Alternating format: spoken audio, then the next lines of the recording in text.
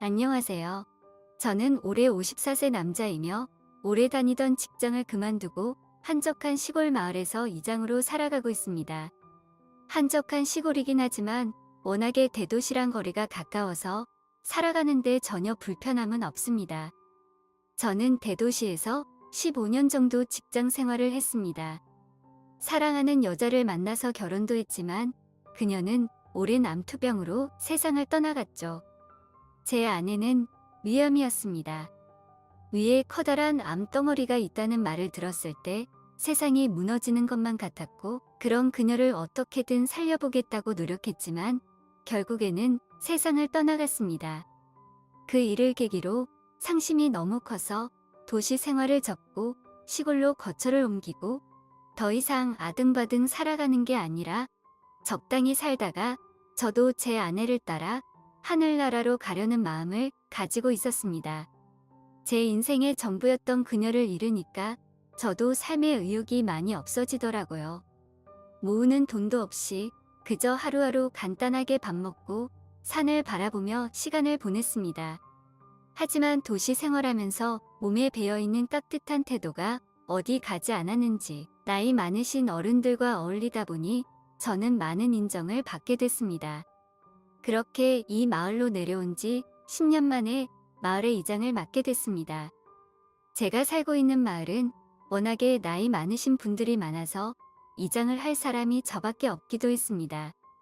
나이 80살 먹은 어른한테 이장을 맡길 수는 없는 노릇 아닙니까? 그렇게 평화롭게 마을 생활을 이어나가고 있었는데 어느 날 젊은 부부가 저를 찾아왔어요. 젊은 부부의 나이는 아직 30대가 되지 않았었죠. 이제 막 대학교 졸업하고 직장 생활을 시작할 그 젊은 사람들이 귀농해서 살고 싶다며 이 마을에서 자기들을 받아줬으면 좋겠다는 말을 하더군요.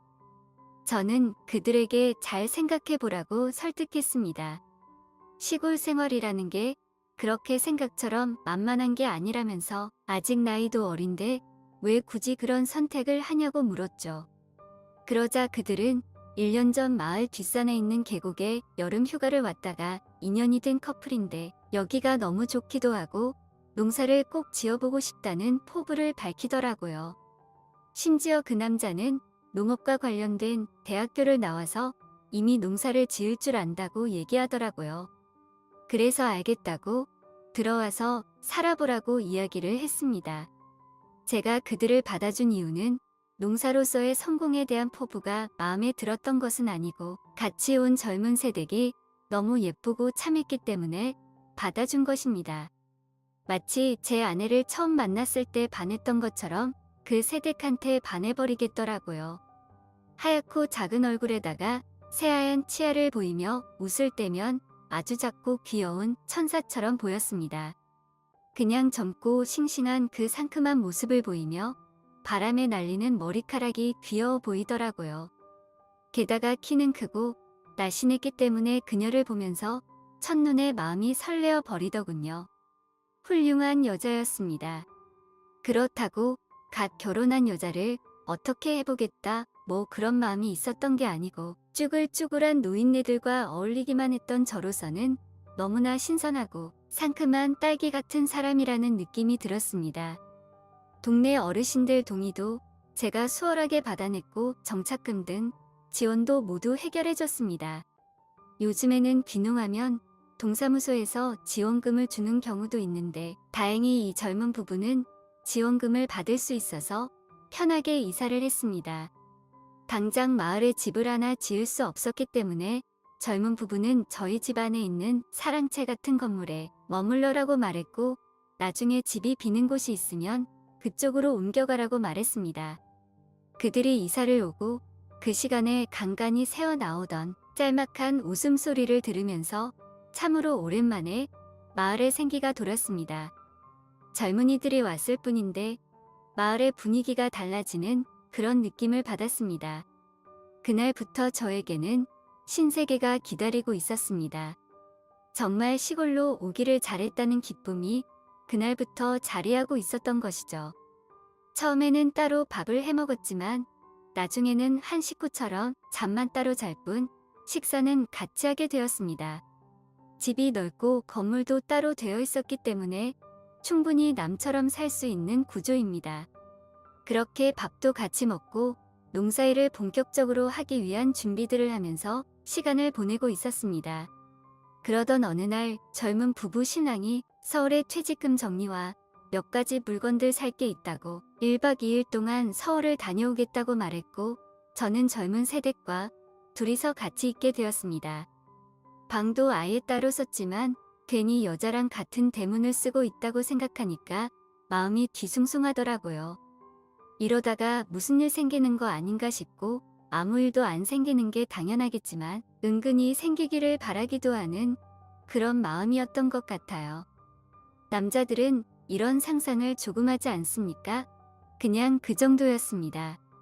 하필이면 그날 마을에서 가장 돈이 많은 할아버지가 돼지 한 마리를 잡았는데 자기 손자가 서울대학교에 들어갔다면서 마을에서 잔치를 열자고 하더라고요. 점심시간에 그 소식을 듣고 부랴부랴 준비해서 잔치를 열 준비를 하고 자리를 만들었습니다. 그렇게 늦은 오후 시간부터 마을에서 잔치가 열렸고 마을 사람 대부분이 와서 고기를 먹고 술도 한잔하게 됐습니다. 집집마다 담근 술을 꺼내오기도 하고 새댁에게도 술을 따라 줬습니다. 그렇게 즐겁게 먹고 마시면서 놀다가 저녁에 해가 떨어지면서 잔치는 마무리되었고 새댁과 함께 집으로 돌아오는 길에 새댁이 술이 모자라다면서 한 잔 더 하고 싶다는 말을 하더라고요. 집에 술 사둔 게 있으니까 한 잔 더 하겠냐고 물었고 그녀는 좋다고 하더군요. 그렇게 그녀와 함께 2차로 술을 마시기 시작했는데 술 기운이 돈 새댁이 저에게 이런 말을 했어요. 혼자 사시면 너무 외로우실 텐데 재혼이라도 하는 게 어떻냐고 말이죠. 저는 그 말에 웃음으로 답을 했어요. 그러고는 제 아내와 관련된 이야기를 해줬습니다. 제 이야기를 들은 그녀는 갑자기 눈시울을 적시는 겁니다. 정말 아내분을 많이 사랑하셨다면서 울고 있는 그녀에게 어찌할 줄 몰라서 당황해하고 있는데 술을 한 잔 더 마시더니 이제는 대놓고 울음을 팍 쏟으면서 저희들에게 잘해주시고 감사했지만 혼자서 애쓰시는 모습 정말 마음 아프다면서 눈물을 흘리더라고요. 이거 어떻게 해야 할지 모르겠더군요. 아마도 그녀의 술버릇이 우는 게 아닌가 싶습니다. 별것도 아닌데 저렇게 눈물을 흘리는 게 좀 이상하다는 생각이 들었습니다. 술만 마시면 주변에 전화하는 사람도 있고 성격이 괴팍해지는 사람도 있지만 이 여자는 술만 마시면 우는 스타일이 틀림없다고 생각합니다. 저는 그녀의 눈물을 닦아주면서 예쁜 얼굴에 눈물을 흘리면 안 어울린다면서 볼에 흐르는 눈물을 닦아주었습니다. 그녀의 볼을 만지는데 정말 살결이 부드럽더라고요. 마치 갓 만든 찹쌀떡 같은 느낌이라고나 할까요? 눈물이 그렁그렁한 눈으로 저를 빤히 쳐다보더군요. 갑자기 이게 무슨 분위기인가 싶어서 가만히 있었는데 그때 새댁의 전화기가 울리기 시작했습니다. 그녀는 저에게 조용히 해달라는 신호를 보내고는 전화를 받아서 이제 자리를 비웠다는 말을 하더라고요. 전화 온 사람은 신랑이 아닌데 거짓말을 한 겁니다. 신랑한테 지금까지 아저씨랑 술 마시고 있다고 할 수는 없을 테니까. 전화를 끊고 잠시 어색한 분위기를 새댁이 한마디로 전환시켰답니다. 아저씨, 한 잔 더 드세요. 하며씩 웃는데 정말 심장이 가고 뛰거든요. 계속 그 자리에서 함께하고 싶다는 느낌을 줄 때 뭔가 참 나긋한 기분이 들었습니다. 그러면서 아까처럼 또 여자 이야기를 하더라고요. 아저씨는 여자 생각 안 나냐고 외로울 때는 어떻게 하냐고 말하더라고요. 저는 그냥 별 생각 없이 지내고 있다고 대답했지만 그녀는 갑자기 아저씨가 참 좋다면서 또 심하게 웃기만 하더라고요. 그러다가 갑자기 소파에 앉아서 조금만 쉬다가 다시 먹겠다는 말을 했는데 그렇게 가만히 있던 그녀는 결국에 그 자리에서 잠들고 말더군요.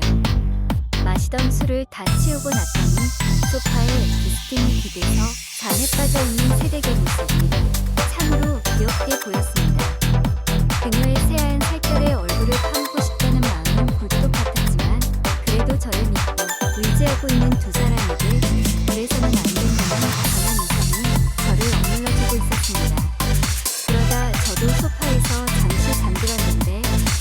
목소리가 들려서 잠시 일어나보니 새댁이 옆에서 전화를 하고 있더라고요. 저는 계속 자는 척을 했습니다. 같이 누워있는 이 모습이 뭔가 묘한 느낌이 들었고 갑자기 일어나서 자리를 옮기기도 망설여지더라고요. 그녀는 전화를 끊고 어느 순간부터 제 허벅지를 쏟아듬고 있었고 저는 그런 그녀의 손을 잡았습니다. 그때부터 저희 사이에는 정적이 흐르기 시작했고 누가 먼저랄 것도 없이 입을 맞췄습니다. 그녀는 기다렸다는 듯이 제 입술을 탐하기 시작했고 저희는 빠르게 옷을 벗은 뒤에 미친 듯이 사랑을 나눴습니다. 아직 입에서는 술 냄새가 풍기고 있었고 그녀의 숨소리가 제 귓가에 시끄럽게 들리더라고요. 부드러운 살결을 만나며 그녀의 향토 냄새를 맡았습니다. 그녀는 제 몸집마다 소리를 내며 저에게 정말 아저씨가 맞냐고 왜 이렇게 건강하냐는 말을 하더라고요. 그래서 저는 새댁이 너무 예뻐서 이렇게 딱딱해진 거라고 말했죠. 그렇게 짧지만 아주 강력하게 그녀에게 제 모든 것을 다 쏟아부었습니다. 잠시 후 땀범벅이 된 그녀는 소파에 널브러지듯이 누워있었고 저는 그런 그녀를 보면서 물을 한 잔 마시고 있었습니다. 그리고는 내일 신랑 오면 이런 순간이 앞으로 없을 거라고 생각하니까 갑자기 또 힘이 솟아나더라고요. 유추가 되어 소파에 널브러진 그녀에게 다가가 저는 또 한 번 뜨겁게 그녀를 요리해줬습니다. 그녀는 기절할 것처럼 온몸을 들썩이더니 결국 사랑을 반환한 후에는 잠이 들어버렸죠. 다음날이 돼서 곧 신랑이 온다는 연락을 받은 그녀는 저에게 아저씨 이제 어떡하면 좋냐고 나 아저씨랑 또 하고 싶어질 것 같다는 말을 하더라고요. 그 일이 일어난 이후로 아주 가끔이지만 남편이 서울에 볼 일이 있다며 올라갈 때가 있었는데 그럴 때마다 저와 그녀는 저희 방에서 뜨겁게 사랑을 나눴습니다. 아직 어린 나이라서 그런지 탄력이 장난이 아니더군요. 그리고 그로부터 1년 후 신랑의 집안에 문제가 생겨서 서울로 올라가야 한다는 말을 했고 저는 그 부부에게 작별 인사를 할 수밖에 없었습니다. 아주 가끔씩 서로 안부를 묻는다고 전화를 하다가 결국 너무 보고 싶은 마음에 그녀를 찾으러 서울로 갔습니다. 그녀는 서대문구 연희동에 살고 있었는데 저희는 동교동 삼거리에 있는 작은 카페에서 만났습니다. 우리는 주어진 짧은 시간 동안 너무도 아쉽고 안타까운 시간을 보내다가 결국에 헤어졌습니다. 그냥 남편이랑 확 이혼해버리고 아저씨랑 사는 거 어떻냐는 그녀의 말에 저는 아무 말도 할 수가 없었습니다. 아무리 이 여자와 이렇게 불장난을 하고 있어도 제 마음속에는 오직 하늘나라에 있는 제 와이프밖에 없기 때문입니다. 그녀는 아무 말도 없는 저를 보며 알겠다고 말도 안 되는 소리라는 거 안다고 이제 가보겠다며 가버렸습니다. 차를 타고 가는 그녀의 뒷모습을 봤습니다. 그녀는 결국 한 번도 돌아보지 않더군요. 그리고 지금까지 6개월이 지났는데도 조용한 시간을 보내고 있습니다. 저는 차마 그녀에게 먼저 연락을 못하고 이렇게 있네요.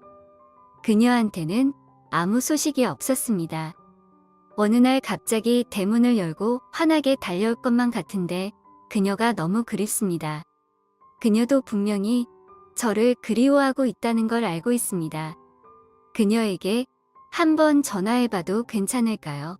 한 번만 더 그녀를 품에 안고 싶습니다. 어떻게 하는 게 좋을까요?